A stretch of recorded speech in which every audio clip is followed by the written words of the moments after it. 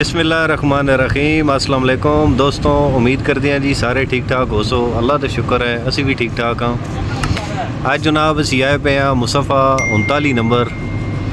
अज की वीडियो सकाफत के हवाले नाल है। साढ़े बहुत प्यारे भाई ने एक इरफान चरमैन साहब, मोहम्मद इरफान उर्फ चरमैन ऑफ पड़ाल, उन्होंने जनाब नवा दांद लिया तो उसकी खुशी में उन्हें अपने दोस्तों जेडे करीबी अजीज़ व कारब उन्होंने वास्ते टी पार्टी का इंतज़ाम किया। अज जनाब सानू ये सारी जी गेट टूगैदरिंग है ये वीडियो विखाने और चार गल्लां भी करसां सकाफत के हवाले नाल चरमैन साहब नाल भी सुनाइए। वैसे जी अस्सलाम वालेकुम चरमैन इरफान साहब की हाल है भाई? खरीद है ठीक हो? अच्छा सर जी, अज शाम का तुसां जिहड़ा टी पार्टी का एहतमाम किया अपने दोस्तों की मोहब्बत अपने दांदे की खुशी में, एक तो दसो भी दांद तुसां कित्थों आंदा ते दांदे का नाम की रखिया ने? वालेकुम सलाम भाई जान, बड़ी मेहरबानी शुक्रिया। ये जनाब दान कितने ने गुजरात तो दाना का नाम चढ़दा सूरज। अच्छा चढ़दा सूरज जी लाखे रंग है दान जनाब गिदा इसी खुशी है दुआ दान बाया चल रंग दादा चंगा फेरा किया वो संगत दोस्त एक आख्या जनाब इस खुशी ना सारे आवाम अपने बिरादरी है संगी साथ कुछ मेरे संगी नहीं पहुंच सके उन्होंने मैं माजरत करसा उन्हें मेरे का माजरत की ठीक। साढ़े कोल बैठे भाई खुरम वड़ैच साहब, ये भी माशाअल्लाह सखावत का काफ़ी शौक रखते हैं। तुसी के आखना चाहते हो इन्होंने बारे, क्योंकि इन्होंने भी तुहाडे नाल काफ़ी मेहनत है। साढ़ा निक्का मसेर है अल्लाह तआला जिंदगी करा लंबी बड़ी मेहनत है जितना इंतजाम किया सारा कुछ मदद किया इसका मैं शुक्रिया अदा करना चाहना। इसमें बहुत ज़्यादा शौक है साढ़े नाल समझो मतलब जिस मैं क्या आते बंदा कोई मसला जितना तो आज चीज़ तकलीफ सारी इस बंदे की मेहरबानी है, शुक्रिया अदा करना चाहूँगा। गौरव भाई तुसी के आखना चाहते इस बारे? जी अस्सलाम वालेकुम जी, क्या हाल है ठीक हो? मसेर है मसेरे फोन किया भाई दान चंगा वगैया कुछ बंदे मतलब मुबारक दित्तियां इस मतलब खुशी की इनोट करना चाहते हैं। मैं क्या मसेरा कोई मसला नहीं, मसेर रुकी गए मसेरा का कम सारा तुसा करना बाकी तरतीब सारी की है, कोई तम्मा इंसान भी नहीं, अपना मसेर है कोई एडी वड्डी गल नहीं। दान भी मसेरे का चंगा वगैया इस गलत की मुबारकबाद भी है मसेरे इनोट भी सारा उसी वजह रखे। भाई उल्फत साहब तुसी के आखना चाहते हो जी अज की जिहड़ा शाम का एहतमाम किया चरमैन साहब तुस सारे दे वास्ते?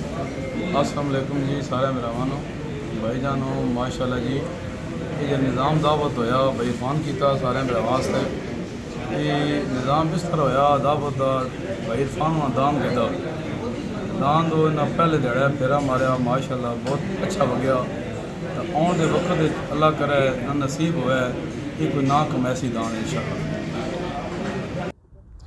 उस तो बाद चरमैन साहब अपने जिहड़े दोस्त अहबाब और करीबी अजीज़ आए उन्होंने सारिਆਂ नाल गपशप और दांदा के हवाले नाल उन्होंने मालूमात वगैरह भी दिते और उन्होंने नाल गपशप भी सकाफत के हवाले नाल लाई ने।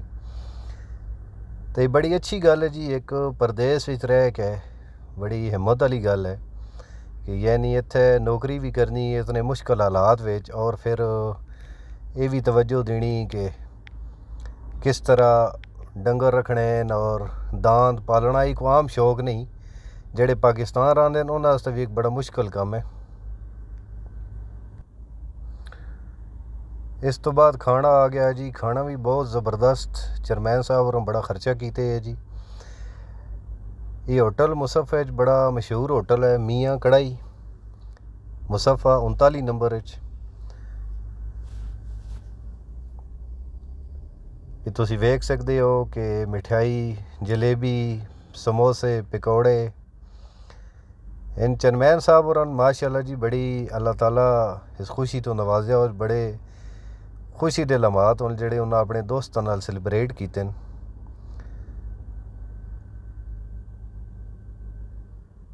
और वेख सकते हो ये बड़ी अच्छी गल है जी, एक सारे दोस्तों को याद रखना। खाना लग रहे हैं बाद जी मोहम्मद सदीक उर्फ मामा ऑफ जेलम माशाल्लाह बड़े अच्छे अजीज़ हों जी चरमैन साहब दे और भाई उल्फत साहब दे करीबी अजीज़ हों, उन्हें दुआ करवाई। उस तो बाद फिर खाने का काफ़ी वसी इंतज़ाम है, जैसे कि तुसी वेख रहे हो